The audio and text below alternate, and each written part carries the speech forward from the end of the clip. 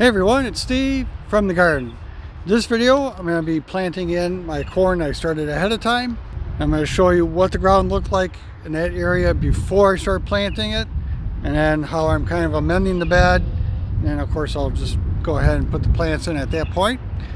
You can also get a little view of my potato row over here. I did put in like a PVC structure to hold some wire fencing, so that as the potato plants get bigger, it'll kind of corral them and keep them vertically, and that'll help shade the soil, help keep the moisture in, and also will keep them from like flopping over everywhere else. So anyways, let's get started. This area is where I grew my potatoes last year in the buckets. It's actually much better now than what it was. Originally it was a real hard pan from all the way to the potato containers. And I had to use a garden fork to kind of break it up a little bit so that it could be workable. So on this spot, this is another spot where I kind of like broke it up a second time today in preparation to doing the corn. And but it's still kind of chunky and hard. It's much better than what it was. And we do have worms in this area, so that's a good sign.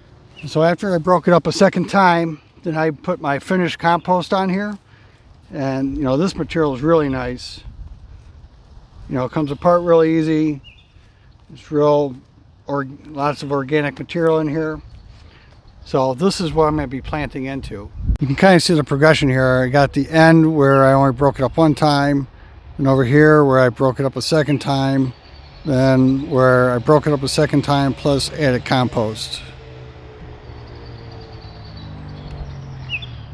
So the idea here will be to create 3 furrows for 3 rows of corn.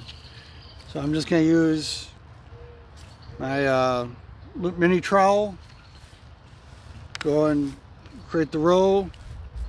I'll do that one on the outside.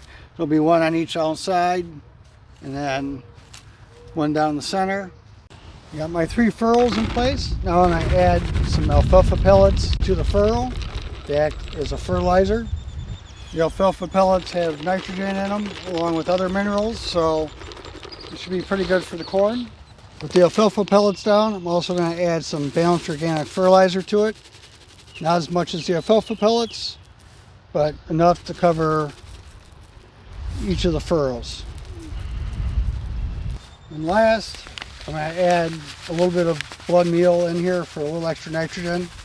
Corn really likes the nitrogen, and I can tell by my plants, they're getting just a little bit yellow, so I can see that they also need a little extra nitrogen right in the beginning.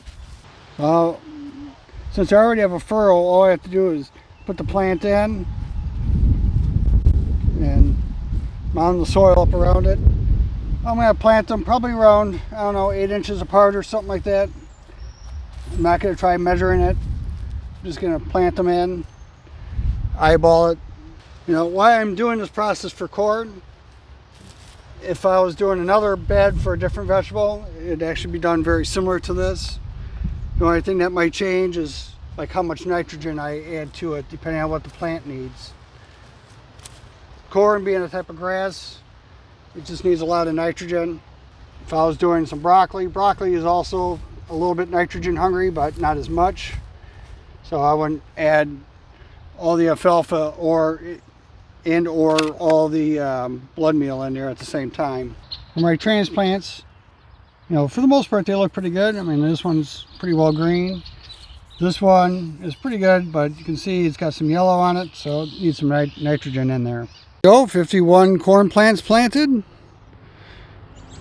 So that looks pretty good. I have plenty of extras left over. All right, with the corn in place, I'm going to go ahead and put my drip irrigation system in. Now, the striped side is the side with the emitters on it. And the emitter tape I'm using is 15 mil with 8 inches between each emitter. And when you slide that on, the screw nut that holds it in place is a counter screw. It goes in the opposite direction to tighten it in. And then this emitter, this row start has a valve on it, so you can turn it on and off. Not that I'll be doing that much here, but it's always an option later on. To get the drip in place, I have a landscape staple holding the tubing down, and I have a puncher for the hole. And just put that in place where I want the hole to be, punch it in, take my row start, pop it in there. You should hear it kind of pop. Row start in place, I can just unroll it down the row. I'll go all the way down to the end. For doing the end, like here's an emitter right here, and this is the end piece, which just kind of crimps it and holds it in place. So I'm going to cut a little bit off the next emitter and leave some extra room on this side so I can fold it up. Just cut it with the scissors. Put the end on there. Fold it 2 times, and kind of put it in there. This side's a little bit wider, so you can kind of get it in there,